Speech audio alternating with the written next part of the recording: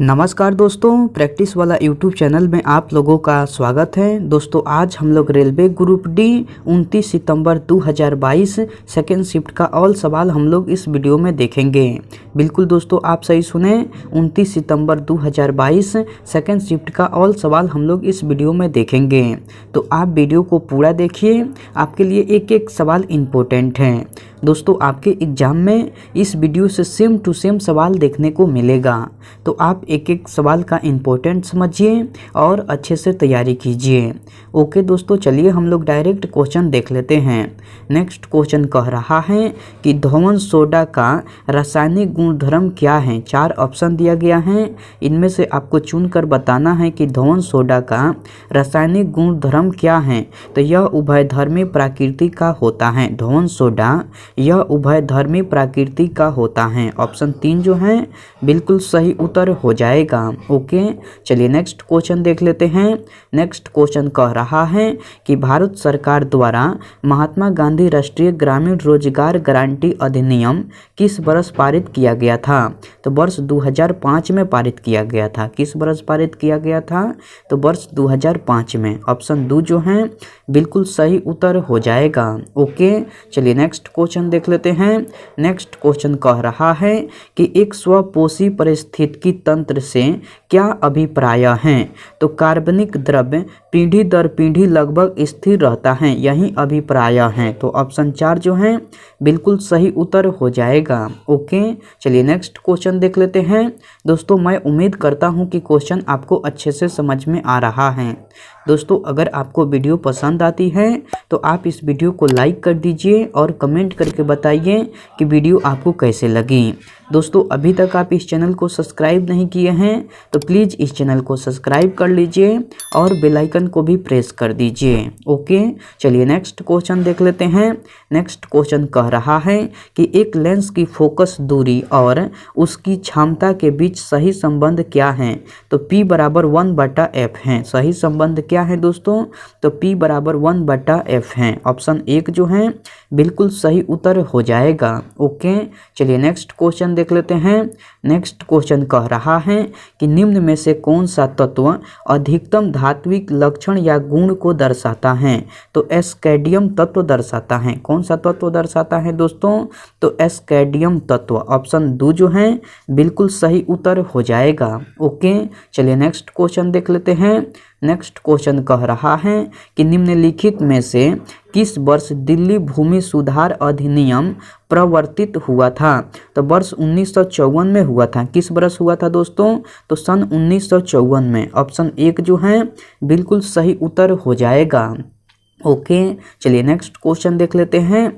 Next question कह रहा है कि सरहुल निम्न में से किस राज्य की जनजातीय आबादी का मुख्य पर्व है। तो आपको झारखंड राज्य के हैं। किस राज्य के हैं दोस्तों, तो आपको झारखंड राज्य के। ऑप्शन 3 जो है बिल्कुल सही उत्तर हो जाएगा। ओके चलिए नेक्स्ट क्वेश्चन देख लेते हैं। नेक्स्ट क्वेश्चन कह रहा है कि निम्न में से किस यौगिक में 7 सहसंयोजन आबंध होते हैं। 4 ऑप्शन दिया गया है, इनमें से आपको चुनकर बताना है कि किस यौगिक में 7 सहसंयोजक आबंध होते हैं। तो एथेन में होते हैं। किस यौगिक में होते हैं दोस्तों, तो एथेन में। ऑप्शन 1 जो है बिल्कुल सही उत्तर हो जाएगा। ओके चलिए नेक्स्ट क्वेश्चन देख लेते हैं। नेक्स्ट क्वेश्चन कह रहा है कि चुंबकीय क्षेत्र में स्थित धारावाही चालक पर लगने वाला बल डैश होता है। तो चुंबकीय क्षेत्र में स्थित धारावाही चालक पर लगने वाला बल धारा और चुंबकीय क्षेत्र की दिशा के लंबवत होता है। कैसा होता है दोस्तों, तो धारा और चुंबकीय क्षेत्र की दिशा के लंबवत होता है। ऑप्शन 2 जो है बिल्कुल सही उत्तर हो जाएगा। ओके चलिए नेक्स्ट क्वेश्चन देख लेते हैं। नेक्स्ट क्वेश्चन कह रहा है कि पुष्पी पादपों में प्रजनन के संबंध में निम्न में से कौन सा कथन असत्य है। जो कथन असत्य है उसको चुनकर बताना है। तो कथन 2 कह रहा है कि बीजाणुओं के माध्यम से प्रजनन हो सकता है। यही कथन जो है आपका असत्य है। तो ऑप्शन 2 जो है बिल्कुल सही उत्तर हो जाएगा। ओके दोस्तों, चलिए नेक्स्ट क्वेश्चन देख लेते हैं। नेक्स्ट क्वेश्चन कह रहा है कि पादपों में स्तनधारियों की भांति वृक्क जैसा सुपरभाषित उत्सर्जन तंत्र मौजूद क्यों नहीं होता है? क्योंकि वे अपनी कायिक अंगों के माध्यम से उत्सर्जन करते हैं, इसलिए नहीं होता है। ऑप्शन 2 जो है बिल्कुल सही उत्तर हो जाएगा। ओके, चलिए नेक्स्ट क्वेश्चन देख लेते हैं। नेक्स्ट क्वेश्चन कह रहा है कि बेकिंग सोडा को गर्म करने पर इनमें से कौन सा यौगिक बनता है? तो बेकिंग सोडा को गर्म करने पर सोडियम कार्बोनेट यौगिक बनता है। कौन सा यौगिक बनता है? तो सोडियम कार्बोनेट यौगिक बनता है। ऑप्शन 4 जो है बिल्कुल सही उत्तर हो जाएगा। ओके, चलिए नेक्स्ट क्वेश्चन देख लेते हैं। नेक्स्ट क्वेश्चन कह रहा है कि डैश को परिवर्ती निवेश के उत्पादन की प्रति इकाई के रूप में परिभाषित किया जाता है। तो औसत उत्पाद को किया जाता है। किसको किया जाता है दोस्तों? तो औसत उत्पाद को। ऑप्शन 1 जो है बिल्कुल सही उत्तर हो जाएगा। ओके, चलिए नेक्स्ट क्वेश्चन देख लेते हैं।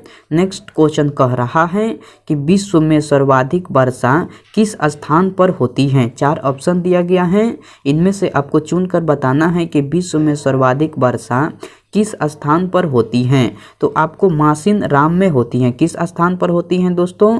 तो मासिन राम स्थान पर। ऑप्शन 2 जो है बिल्कुल सही उत्तर हो जाएगा। ओके, चलिए नेक्स्ट क्वेश्चन देख लेते हैं।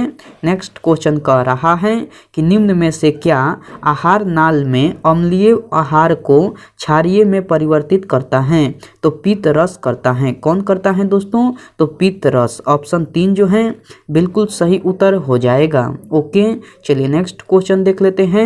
नेक्स्ट क्वेश्चन कह रहा है कि निम्न में से किस भाषा को भारत में शास्त्रीय भाषा का दर्जा प्रदान नहीं किया गया है? तो आपको मैथिली भाषा को नहीं किया गया है।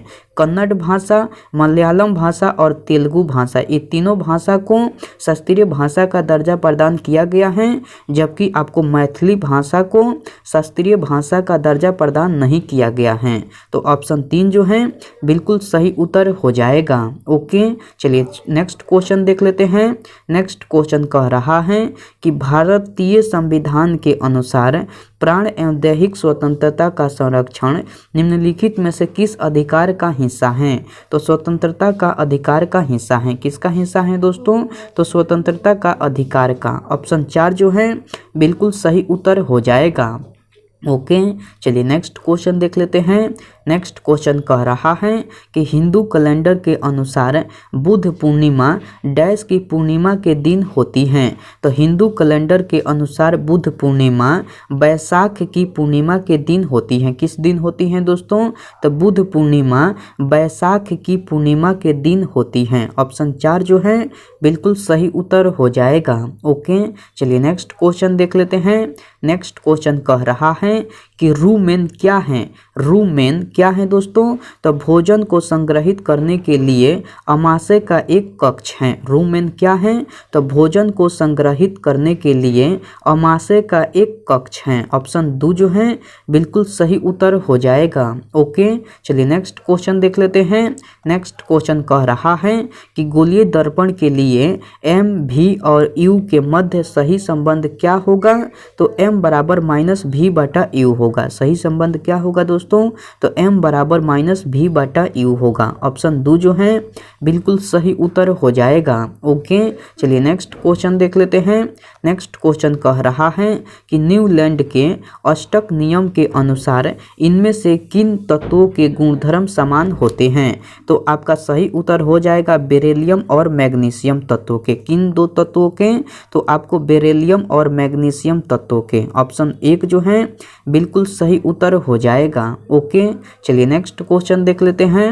नेक्स्ट क्वेश्चन कह रहा है कि द्विविस्थापन अभिक्रिया किनके बीच होती हैं? द्विविस्थापन अभिक्रिया किनके बीच होती हैं? तो आपको आयनिक यौगिकों के बीच होती हैं। किनके बीच होती हैं दोस्तों? तो आयनिक यौगिकों के बीच। ऑप्शन 1 जो है बिल्कुल सही उत्तर हो जाएगा। ओके, चलिए नेक्स्ट क्वेश्चन देख लेते हैं। नेक्स्ट क्वेश्चन कह रहा है कि निम्न में से कौन सा एल्कीनों की सजातीय श्रेणी से संबंधित है? तो C3H6 है। कौन है दोस्तों? तो C3H6 है। ऑप्शन 3 जो है ऑप्शन 2 जो है बिल्कुल सही उत्तर हो जाएगा। ओके, चलिए नेक्स्ट क्वेश्चन देख लेते हैं। नेक्स्ट क्वेश्चन कह रहा है कि जूल के तापन प्रभाव के सूत्र को डैश के रूप में निरूपित किया जाता है? तो आपको H बराबर VLT के रूप में निरूपित किया जाता है। किस रूप में निरूपित किया जाता है? तो H बराबर VLT के रूप में। ऑप्शन 2 जो है बिल्कुल सही उत्तर हो जाएगा। ऑप्शन 4 सही उत्तर हो जाएगा। ओके, चलिए नेक्स्ट क्वेश्चन देख लेते हैं। अब मैं क्वेश्चन को थोड़ा सा छोटा कर देता हूं ताकि आपको क्वेश्चन पढ़ने में दिक्कत नहीं हो।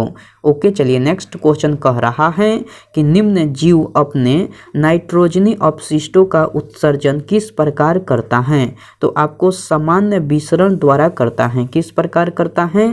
तो आपको सामान्य विसरण द्वारा। ऑप्शन 1 जो है बिल्कुल सही उत्तर हो जाएगा। ओके, इस शिफ्ट में इतना ही सवाल था। मैं उम्मीद करता हूं कि सारे सवाल आपको याद हो गया होगा। दोस्तों, अगर आपको सारे सवाल याद नहीं हुआ है तो आप इस वीडियो को फिर से देखिए। आपके लिए एक एक सवाल इम्पोर्टेंट है। दोस्तों, आपके एग्जाम में इस वीडियो से सेम टू सेम सवाल देखने को मिलेगा, तो आप एक एक सवाल का इम्पोर्टेंट समझिए और अच्छे से तैयारी कीजिए। ओके, मैं आपसे नेक्स्ट वीडियो में मिलता हूँ। तब तक के लिए टेक केयर दोस्तों एंड बाय।